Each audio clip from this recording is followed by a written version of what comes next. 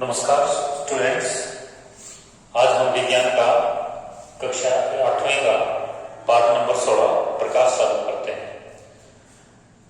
पहले हम इसके छोटे क्वेश्चन आंसर करेंगे, उसके बाद बड़े डिस्कस करेंगे। आज की वीडियो में हम अपने सिर्फ छोटे क्वेश्चन आंसर डिस्कस करेंगे। तो क्वेश्चन नंबर फर्स्ट, जैसा कि हमारे पाठ का नाम है प्रकाश। प्रकाश किसे कहते हैं? प्रकाश एक ऊर्जा का रूप है जो खुद दिखाई नहीं देता, परंतु अन्य वस्तुओं को देखने में सहायता करता है। प्रकाश एक प्रकार की ऊर्जा है जो खुद तो दिखाई नहीं देती, पर दूसरी वस्तुओं को देखने में हमारी सहायता करता है। ऊर्जा आप जानते हो, ऊर्जा किसे कहते हैं? कार्य करने की अक्षमता को ऊर्जा कहते हैं। Ability to do work is known as energy. तो प्रकाश यानी लाइट एक प्रकार की ऊर्जा है। नेक्स्ट है, मानव नेत्र में प्रतिबिंब किस भाग पर बनता है? जो हमारे नेत्र हैं, आईज हैं, उनमें जो इमेज बनती है, प्रतिबिंब बनता है, वो किस भाग पर बनता है, ये क्वेश्चन है। इसके लिए मैं आपको ह्यूमन आई का स्ट्रक्चर दिखाना चाहूंगा, जिससे ये चीज क्लियर हो जाएगी।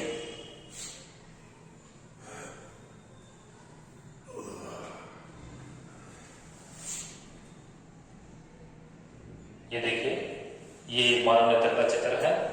इसमें ये जो भाग है रेटिना, जिसे हम दृष्टिपटल कहते हैं, इंग्लिश में रेटिना कहते हैं, हिंदी में दृष्टिपटल कहते हैं। ये वो भाग है जिसमें किसी भी ऑब्जेक्ट की इमेज बनती है। जो हम चीजें सामने देखते हैं, वहां पे जाके उसकी इमेज बनती है। इस भाग को रेटिना कहते हैं। काफी इंपॉर्टेंट क्वेश्चन है। क्वेश्चन नंबर 3 है,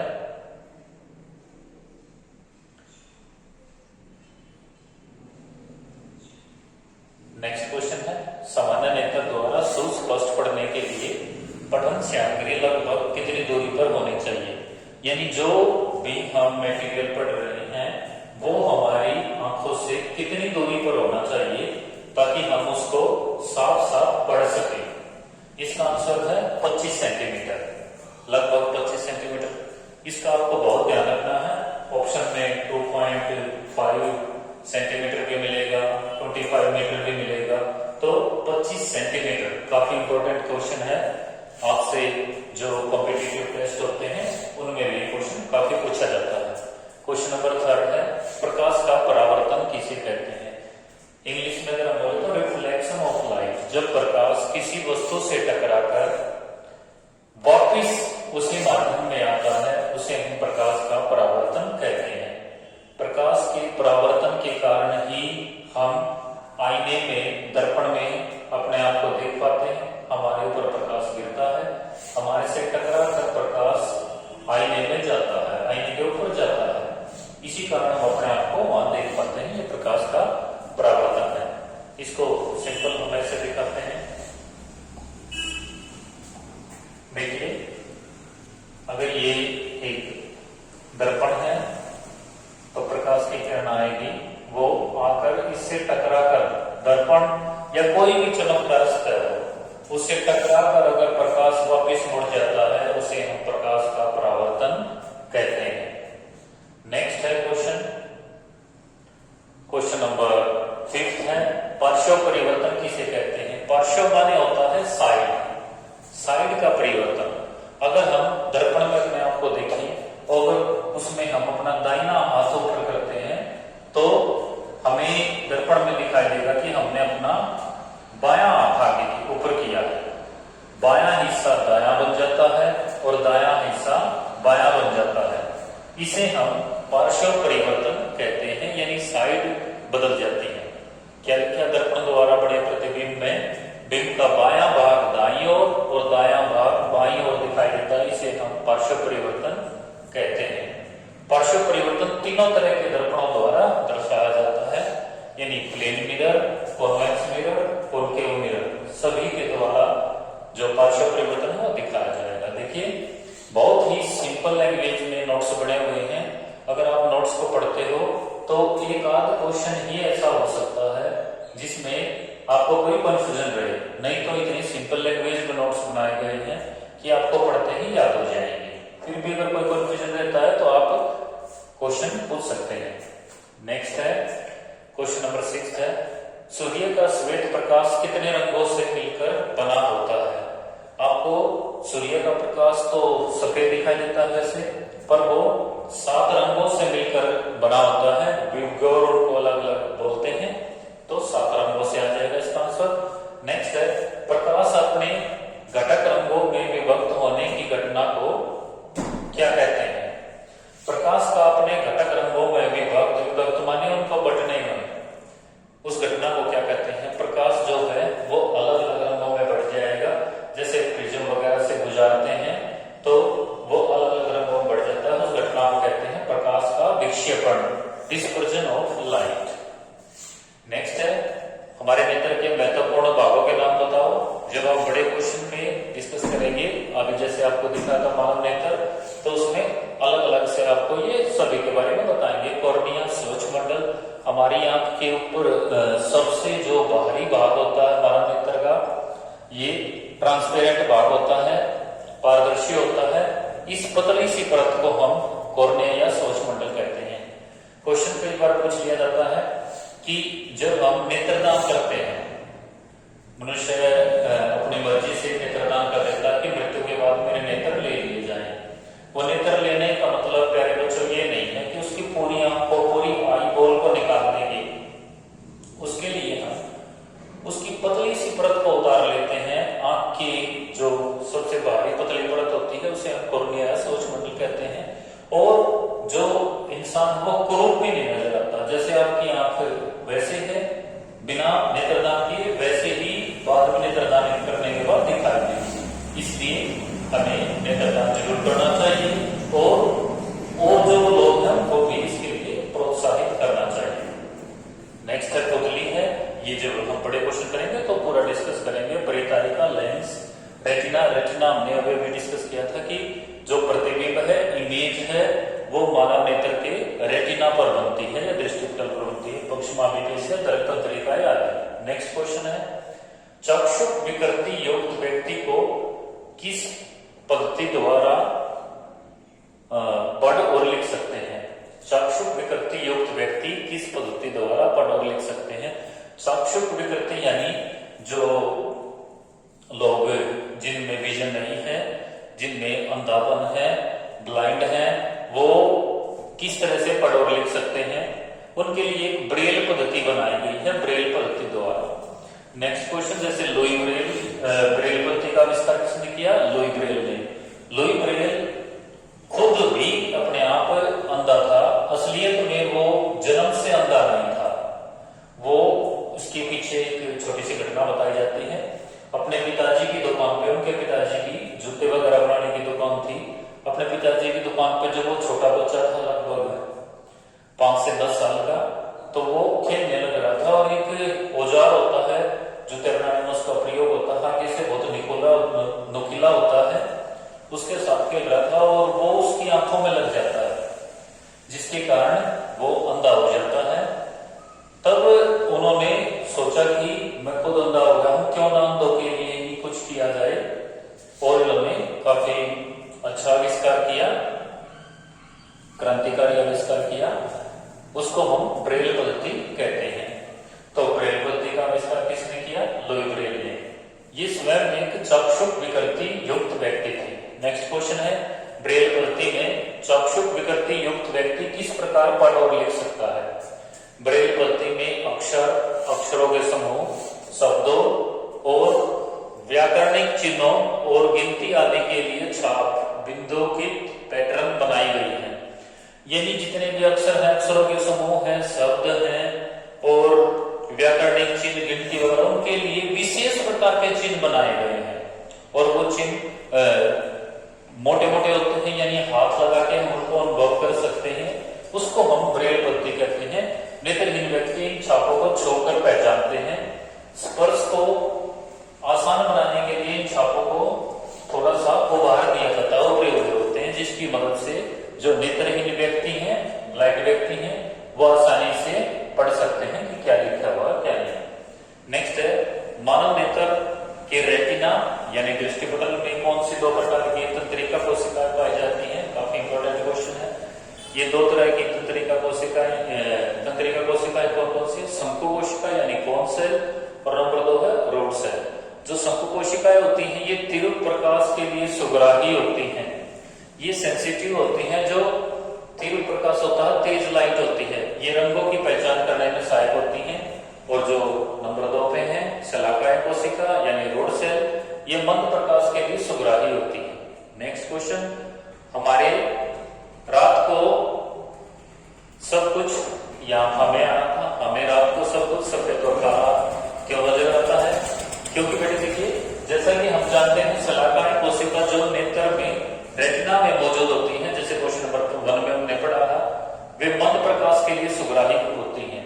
यानी वो जो मंद प्रकाश होता है उसमें कार्य वो करती हैं जो शलाकाय है। अर्थात रात को किसी व्यक्ति को किसी वस्तु को देखने में वे कोशिकाएं ही सहायक हैं। यानी ये बता रहा है कि रात को जो शलाकाय कोशिकाएं हैं यानी जो रोड सेल हैं वो ही कार्य करते हैं और वो कलर को नहीं पहचान सकते।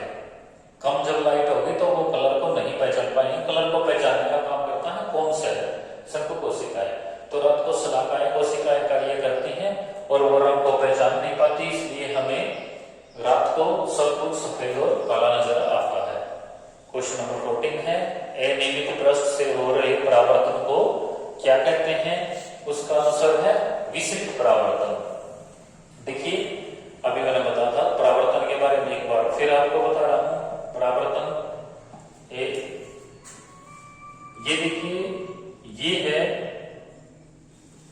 नियमित परावर्तन। कैसा परावर्तन है? नियमित परावर्तन। अगर प्रकाश किसी चिकनी सतह से टकराकर वापस मुड़ता है तो नियमित परावर्तन होता है।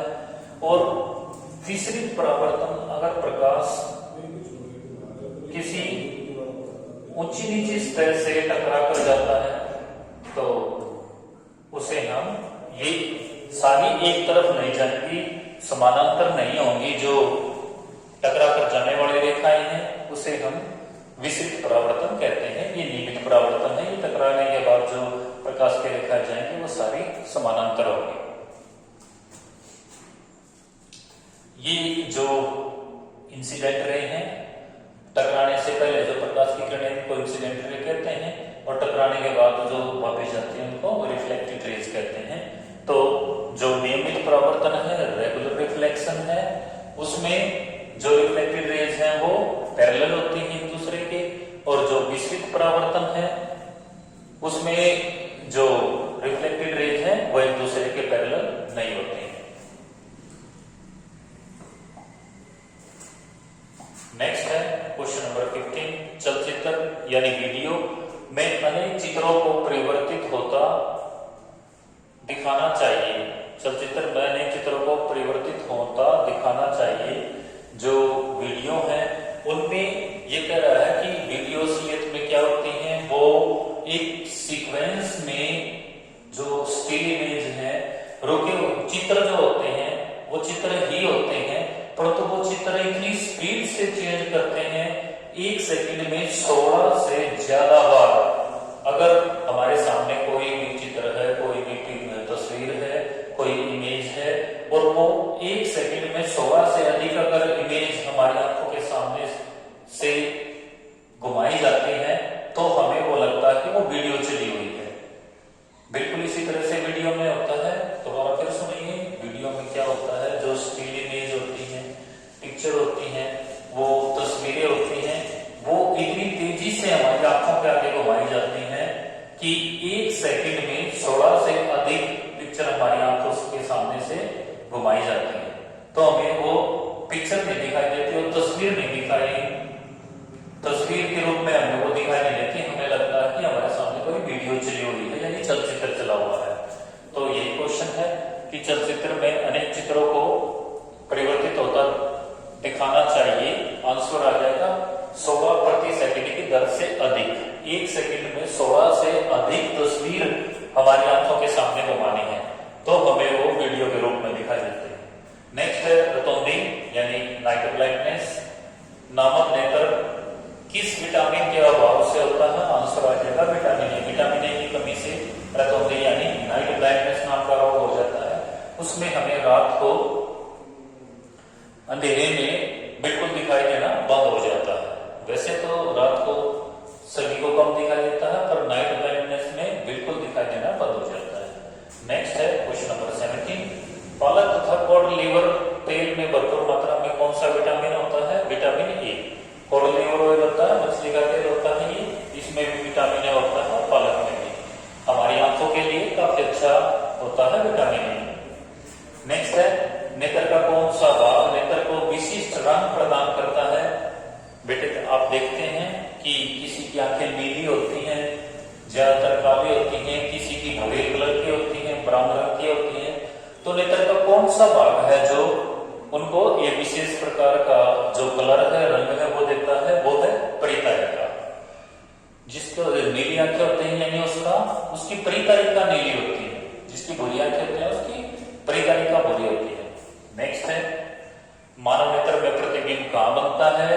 तीसरी बार ये क्वेश्चन अब हम डिस्कस कर रहे हैं। जो हम कोई भी ऑब्जेक्ट देखते हैं उसकी इमेज यानी बिंब का प्रतिबिंब मानव नेत्र में कहां पे बनता है? आंसर आएगा रेटिना या दृष्टिपटल पर। नेक्स्ट है मानव नेत्र में अभिनेत्र लेंस होता है। जो हमारी आंखों में लेंस होता है वो लेंस कैसा होता है? वो विशेष प्रकार का उत्तल लेंस होता है, जिसे हम उभयोतल बोलते हैं। उभयोतल लेंस आंसर आ जाएगा इसका। नेक्स्ट है क्वेश्चन नंबर 21। किन्हीं दो दीप्त वस्तुओं के नाम लिखो। दीप्त माने प्रकाश देने वाली, लाइट देने वाली, जिनका स्वयं का प्रकाश होता है। उन दो वस्तुओं के नाम बताने हैं। आंसर आ जाएगा सूर्य और विद्युत बल्ब। मोमबत्ती भी लिख सकते हो आप, इसमें जुगनू भी लिख सकते हो, ट्यूबलाइट भी लिख सकते हो, यानी जिनका स्वयं का प्रकाश होता है। यहाँ पे ध्यान रखेंगे चंद्रमा यानी चांद, वो यहाँ पे नहीं आएगा, क्योंकि चांद का चंद्रमा का स्वयं का प्रकाश नहीं होता। वो सूर्य से आने वाली किरणों की परावर्तन के कारण, उनसे रिफ्लेक्शन के कारण जो चंद्रमा है, चांद है, वो चमकता है। नेक्स्ट है चलचित्र पर्दे पर प्रतिबिंब किस दर से परिवर्तित होते हैं? परिवर्तित यानी बदलते हैं। यानी जो चलचित्र पड़ता है, सिनेमा हॉल है, वीडियो है, उसमें जो प्रतिबिंब है वो कितनी जल्दी जल्दी बदले जाते हैं? आंसर है 24 प्रतिबिंब प्रति सेकंड। एक सेकंड में 24 तस्वीरें हमारी आंखों के आगे से जाएंगी, तो हमें लगेगा कि ये तस्वीर नहीं है, असलियत में ये कोई पिक्चर चली हुई है। नेक्स्ट है नेत्र के रेटिना पर कौन से प्रकाश सुग्राही अंग होते हैं? प्रकाश सुग्राही दोनों ही होते हैं, शंकु और शलाकाएं। इसमें कलर को पहचानने वाली सिर्फ शंकु होती है। शंकु वो तीव्र प्रकाश के सुग्राही होते हैं और ये शलाकाएं मध्य प्रकाश के। हम डिस्कस कर चुके हैं question. Next and last question है प्रकाश का विक्षेपण किसे कहते हैं? प्रकाश का अपने संघटक रंगों में विभाजित होना प्रकाश का विक्षेपण कहलाता है। प्रिज्म से जब प्रकाश को, सफेद प्रकाश को गुजारते हैं तो ये 7 रंगों में विभाजित हो जाता है। इसे हम प्रकाश का विक्षेपण कहते हैं। ये क्वेश्चन हम पहले डिस्कस कर चुके थे, क्वेश्चन नंबर 7 में डिस्कस कर चुके हैं।